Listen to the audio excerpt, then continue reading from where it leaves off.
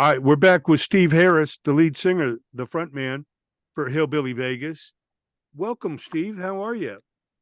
I'm doing great. Thanks for having me. Yeah, man, all the way from Cali to Oklahoma. I know That's right.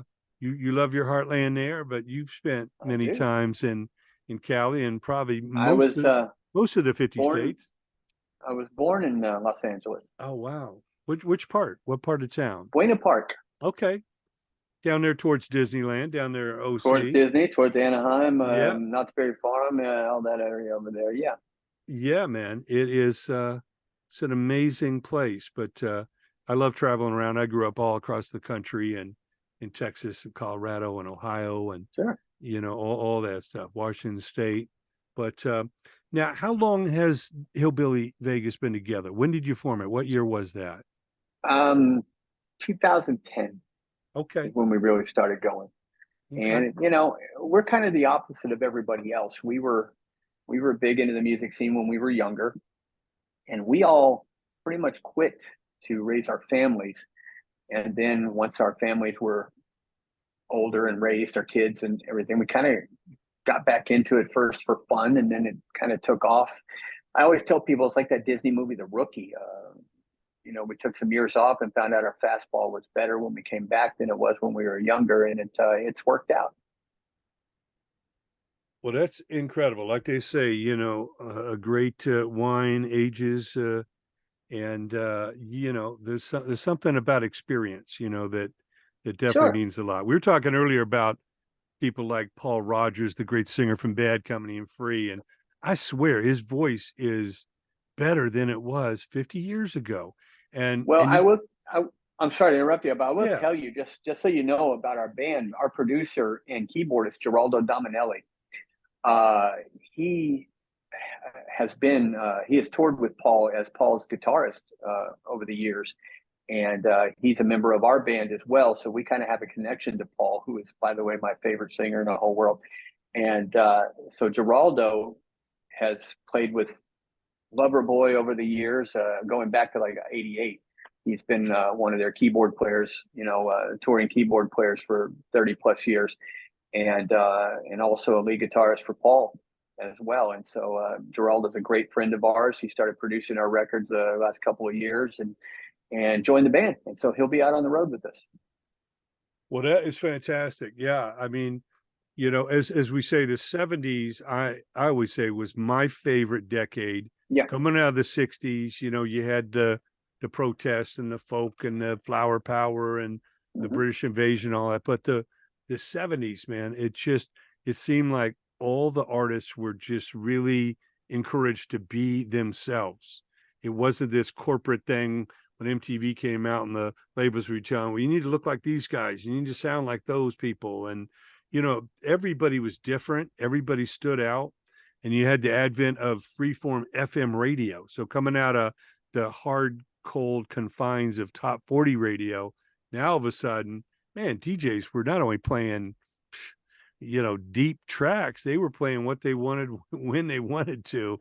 And we just got turned on to Well, so many of those incredible bands back then. what did they say? Freebird was the second most played song on radio in the '70s to Stairway to Heaven, both 9 or 13 minutes, both of them. And, you know, that's an amazing thing that wouldn't happen today. But keep this in mind, too, that a lot of people never talk about. But the advent of the sound system big enough to play stadiums came Oh, along in the yeah. '70s, and that changed everything. Yeah, you hear about these stories of the Beatles and all that playing a Yeah, stadium, they but couldn't hear themselves, right? yeah, they had crummy, house PAs like, Right. the baseball announcers would use or Mm-hmm. something. And between the Mm-hmm. girls screaming and a shitty PA, I mean, it's like, well, I was there, but I can't tell you I heard the Right. music. But yeah, Right. no, it became the big PAs. And first time Mm-hmm. I saw Skinner, I hadn't heard the record yet, but I went to see Jay Giles band, legendary live band in Love Jay Giles. Cincinnati Right. Gardens. And here's this band. They had a Confederate flag the size of the entire back of the stage, and they ended with Freebird. And I'm just asking whoever I can, who are these guys, and went out and got pronounced Amazing. Leonard Skinner the next day. And man, I saw them on their first four tours in four different states, including Miami Marine Stadium, the famous stadium that's right on the water. It literally is a band shell on the water for boat races down there in Miami. Wow. And they put the stage on it like a barge, floating barge. Wow. So Charlie Daniels opened, and to see, Skinner, roll out all that Sweet Home Alabama and Freebird on a barge, man. And this was during spring break, 1975. So I don't need to tell you, Probably man, crazy, huh? the Yeah. partying going on down there at Fort Well, Lauderdale. Charlie Daniels is the guy that gave him Artemis Pyle. Yeah, absolutely. I've interviewed Artemis. He We, recommended Ronnie Van Zant to check out Artemis. yeah. That is for sure. Well, what is the latest music with Hillbilly Vegas? What's the Um, latest out, and what are you working on? our song, the current single out is called Two Gun Town. It is number 18 on the uh, I guess it's was Billboard. I think Billboard's called something else now for the rock charts or whatever, but it's the same chart. It's number 18 as of yesterday in America, and that's our fourth straight Billboard Top 20 single, 4 in a row. And so Congratulations. I'm surprised that Two Gun did so well. It's got a little bit of a rockabilly feel, but we wrote Two Gun in support of law enforcement, and so it's kind of our tribute to the folks that don't make enough money but have to put their life on the line every day. And it means a lot to us that song did so well and it's doing so well, and we're just very proud of it. And we've got a new album on the way, I think in the fall, for our European record label. That is soon to come out, and then we'll be going after Ted.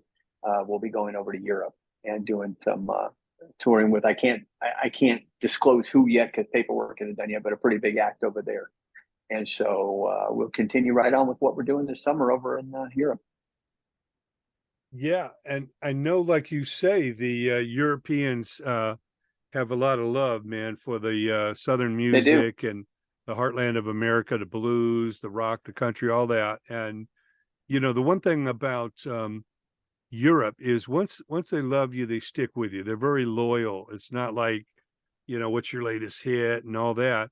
And of course, I worked with Tina Turner in her early days, and God bless and rest in peace, the queen of rock and roll. But Tina, after she left, the Ike and Tina Turner Review was kept alive by the shows she would do over in Europe before she got a chance at her older age to make Private Dancer and Sure. have this whole second life, which became iconic.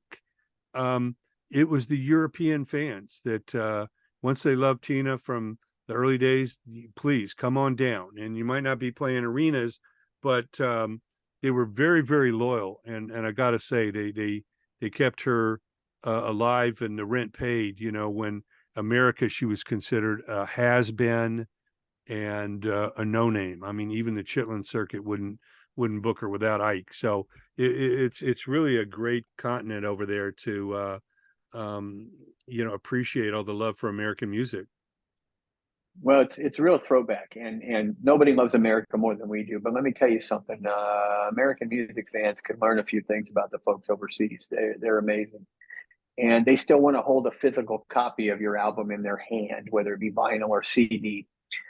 We met people that still have 300-400 CDs in their collection, and they go down to the record shop and they buy them when they come out, and they go to shows. They want to see that band live, and it's a very Europe. We've been there many times, and I will tell you that everything's old there, of course, but just like everything's old there, their values about how they treat music and things like that are very old world as well. They are back in, like we talked about earlier.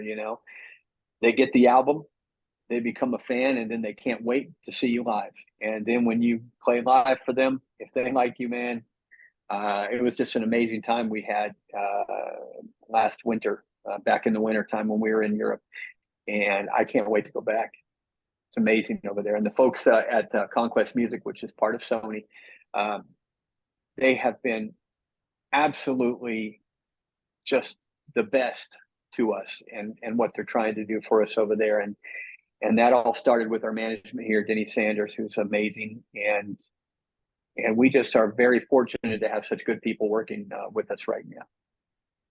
Yeah, well, a lot of your fellow cohorts like Blackstone Cherry do really, really well over there in the Yeah, UK and Europe. It's amazing to see that they're very, very open.